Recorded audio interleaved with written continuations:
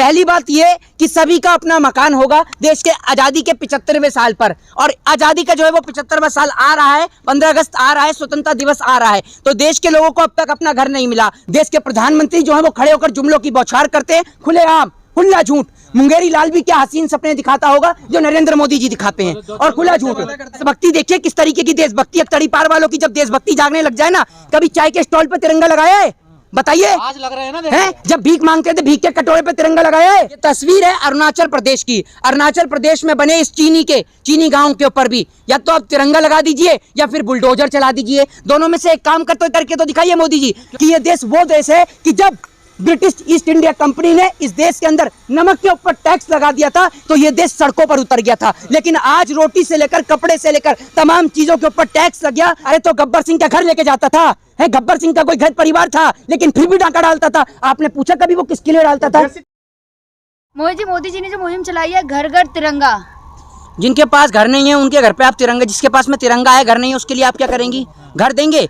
मोदी जी के लिए एक स्पेशल वीडियो बनाई है मैंने, और वो वीडियो जो है वो मैं 12 अगस्त को आप सभी के पास जो है आप सभी के द्वारा उस वीडियो को पूरे देश को दिखाऊंगा। वो वीडियो जो है वो वीडियो मैंने बनाई है दिल्ली के कश्मीरी गेट से लेकर लाल किले तक की, जहां पर लोग रात को फुटपाथ पर सोते हैं। और कई बार आपने इस देश के अंदर ऐसा हादसा सुना होगा कि फुटपाथ पर सोने वाले व्यक्तियों के ऊपर गाड़ी या ट्रक चढ़ा दिया जाता है। तो मेरा मोदी जी से ये सीधा सवाल है कि मोदी जी आपने दो बात कही थी।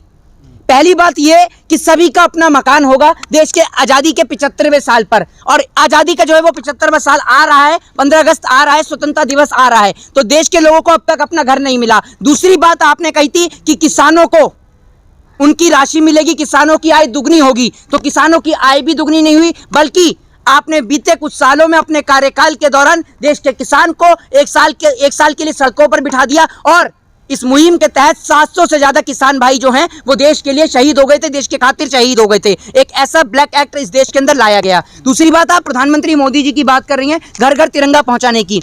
आज का दिन आपको याद है किसी को कि आज का दिन क्या दिन है?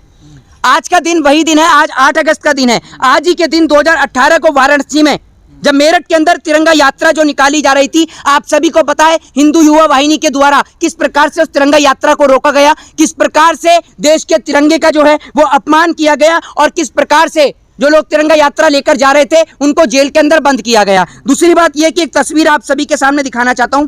यह तस्वीर बड़े गौर से देखिएगा। ये घर आप सभी के कैमरे में मेरे ख्याल से अच्छे से दिखाई दे रहे होंगे। ये तस्वीर है अरुणाचल प्रदेश की। अरुणाचल प्रदेश में बने इस चीनी गांव के ऊपर भी या तो आप तिरंगा लगा दीजिए या फिर बुलडोजर चला दीजिए, दोनों में से एक काम करके तो दिखाइए मोदी जी, क्योंकि ये खाली गांव अच्छे नहीं लग रहे हैं। या तो आप इसके ऊपर बुलडोजर चलाइए या फिर तिरंगा लगाकर दिखाइए। आप हर घर तिरंगा तो पहुंचा रहे हैं, क्योंकि ये लोग जीडीपी तो संभाल नहीं पाए तो डीपी चेंज करवा रहे हैं। सरकार कह रही है कुछ लोगों की देशभक्ति कम होगी, आप जैसे लोगों की देशभक्ति जगाई जा रही है। देखिए हमारी देशभक्ति तो बहुत है, हमारी देशभक्ति कोई नरेंद्र मोदी अमित शाह नहीं जगाएंगे। अगर इनको देशभक्ति जगानी है तो जगाएं अपने नेताओं की देशभक्ति, जिनकी देशभक्ति गायब हो गई है। कौन सी देशभक्ति ये सिखाती है कि देश की बहन बेटियों के साथ बलात्कार करिए? वो बलात्कार किया आपकी पार्टी के एमएलए कुलदीप सिंह सेंगर ने।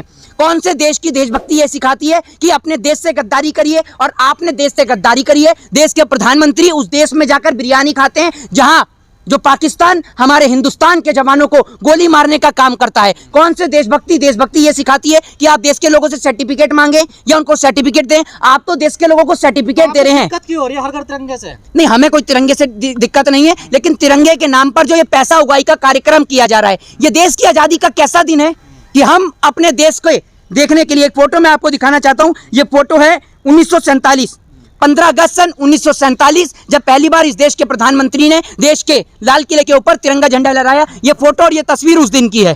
ये तस्वीर को बड़े गौर से देखिएगा। ये तस्वीर 15 अगस्त 1947 की है, जब सारा देश अपने देश के प्रधानमंत्री को देखने के लिए लाल किले पे एकत्रित हुआ। लेकिन आज जब आप लाल किले पे जाएंगे तो लाल किले को कंटेनर से ढक दिया गया है। यानी आजादी का एक ऐसा दिन कि जिस दिन पर हम देश के प्रधानमंत्री को देख भी नहीं सकते हैं। अगर आपको देश के प्रधानमंत्री को देखना है तो पहले आपको लाल किले के अंदर जाने की टिकट या पास खरीदनी होगी, जिसमें वीआईपी रॉ भी होती है, वीवीआईपी रॉ भी होती हैं, और नेता मंत्री और सांसदों के लिए अलग से जगह होती है। मतलब देश के अंदर एक ऐसा राष्ट्र बना जिसको डेमोक्रेटिक कंट्री कहा गया, जिसको लोकतंत्र कहा गया, जिसके अंदर सभी लोगों को समानता का अधिकार दिया गया, शिक्षा का अधिकार दिया गया। लेकिन आज उस देश की आजादी के दिन पर एक देश का गरीब आदमी रोड पर से खड़े होकर भी अपने देश के प्रधानमंत्री को देख नहीं सकता, क्योंकि वो आदमी ऐसा आदमी है ना तो जिसका अपना खुद का घर है, ना जिसके पास सर ढकने को छत है, ना जिसके पास खाने को रोटी है। लेकिन कहना नहीं मान रहे मोदी जी का, वो डीपी चेंज नहीं कर रहे ना तिरंगा लगा। वो क्यों करेंगे? मैं तो बहुत दिन से ट्विटर हैंडल फॉलो कर रहा हूँ। वो क्यों करेंगे भैया चेंज?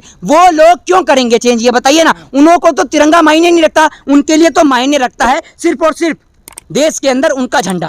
उनको तिरंगे से कोई प्रेम नहीं है। और मैं आपको एक फोटो दिखाना चाहता हूँ, ये फोटो आप देखिएगा और अपने तमाम दर्शकों को भी दिखाइएगा, आपको बड़ा अच्छा लगेगा ये फोटो देखकर, है ना। ये देखिए, ये फोटो कल मैंने क्लिक करी थी, आज से कुछ दिन पहले। ये फोटो भारतीय जनता पार्टी के एक नेता के घर की है। ये फोटो आप बड़े ही गौर से देखिएगा।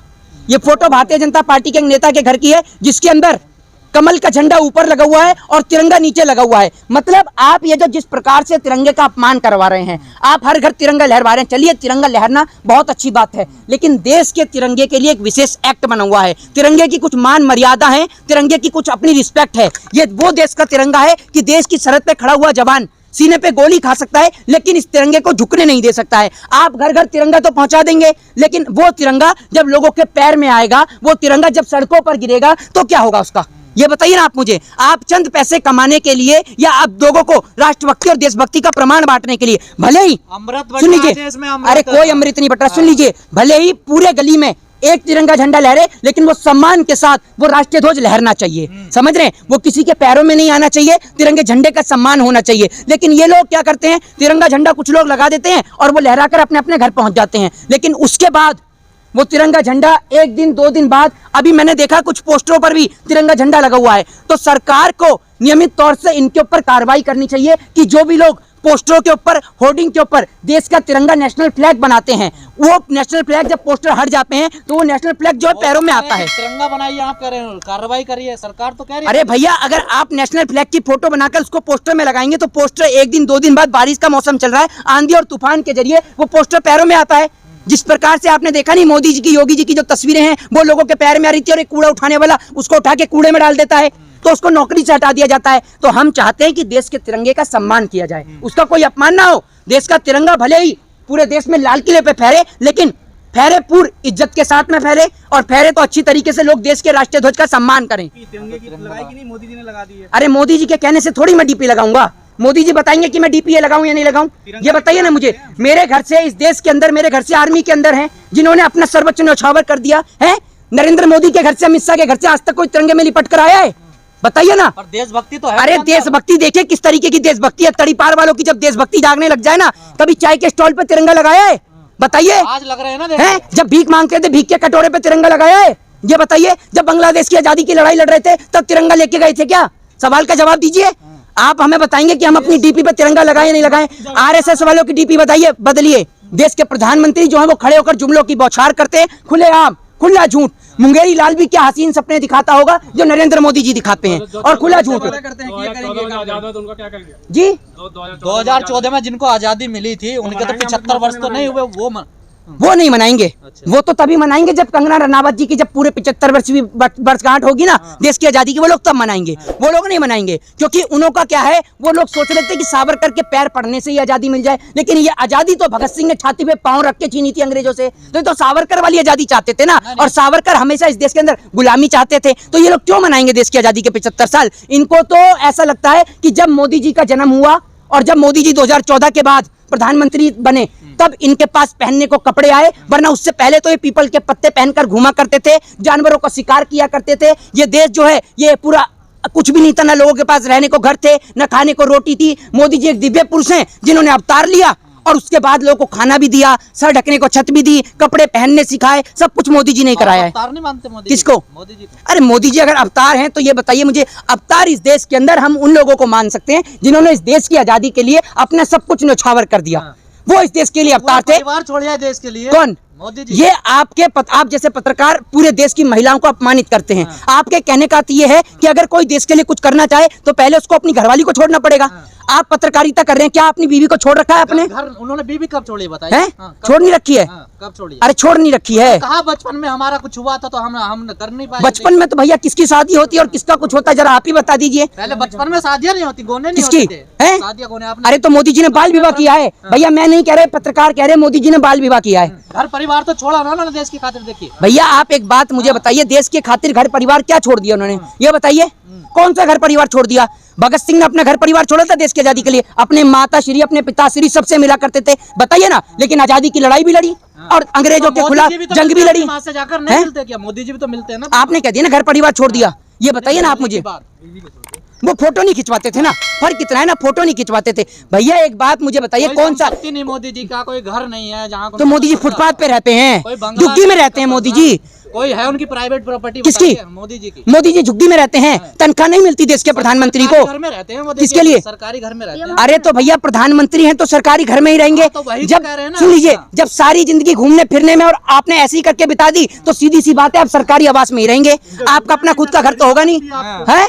उनके घूमने फिरने से बड़ी आपत्ति है। बहुत आपत्ति है। जब इस देश की जनता, सुन लीजिए, जब इस देश की जनता 2 वक्त की रोटी ना खा पाए ना और देश का प्रधानमंत्री 4 बार कपड़े बदले तो आपत्ति होनी चाहिए। सुन लीजिए, और मैं तो आज इस देश के ऊपर सोचने को मजबूर हूं कि ये देश वो देश है कि जब ब्रिटिश ईस्ट इंडिया कंपनी ने इस देश के अंदर नमक के ऊपर टैक्स लगा दिया था तो ये देश सड़कों पर उतर गया था। लेकिन आज रोटी से लेकर कपड़े से लेकर तमाम चीजों के ऊपर टैक्स लग गया, लेकिन ये देश गूंगा और बहरा हो चुका है। इस देश के लोग सो चुके हैं। आखिर इसका कारण क्या है? इस देश के अंदर संविधान की धज्जियां उड़ाई जा रही हैं। अभी बाकी सब पूरा देश, क्या आप अकेले पूरा देश जगा हुआ है, लेकिन आप जैसे पत्रकारों की खामोशी इस देश की गुलामी का सबसे बड़ा नतीजा है। ध्यान रखिए, आप जैसे पत्रकार इस देश के अंदर ये प्रमाण देते हैं कि अगर ये देश गुलाम होगा तो उसके जिम्मेदार आप होंगे, क्योंकि आपको पेन पेंसिल रबड़ कॉपी और किताब के ऊपर लगता हुआ टैक्स नजर नहीं आता। आपको नजर आती है तो सिर्फ मोदी जी के जो माता श्री के साथ फोटो खींचती हैं वो नजर आती हैं। क्या टैक्स का पैसा है? कि देश हित में ही लगा रहे हैं। अरे तो गब्बर सिंह का घर लेके जाता था, है गब्बर सिंह का कोई घर परिवार था, लेकिन फिर भी डाका डालता था। आपने पूछा कभी वो किसके लिए डालता था? देश हित में करता था क्या? कौन? ये बताइए आप मुझे। अगर मोदी जी देश हित में कर रहे हैं तो गब्बर सिंह भी देश हित में कर सकता है, सीधी सी बात है। टैक्स का पैसा देश हित में जाता है ना। क्या? अरे टैक्स का पैसा देश हित में तो लग ही नहीं रहा। टैक्स का पैसा तो नेता और मंत्री की घुमाई के लिए लग रहा है। ये नेता मंत्रियों को जो तनख्वाह मिलती है ये हमारे और आपके टैक्स के पैसे से मिलती है, लेकिन हमारा टैक्स का पैसा, आपका दलाली का पैसा, ये ध्यान रखिएगा। और आप लोग जो हैं ये 15 अगस्त और 26 जनवरी को अपनी देशभक्ति मत जगाइए, अपने राष्ट्र से अपने देश से सदैव प्रेम करिए। जय हिंद, जय भारत।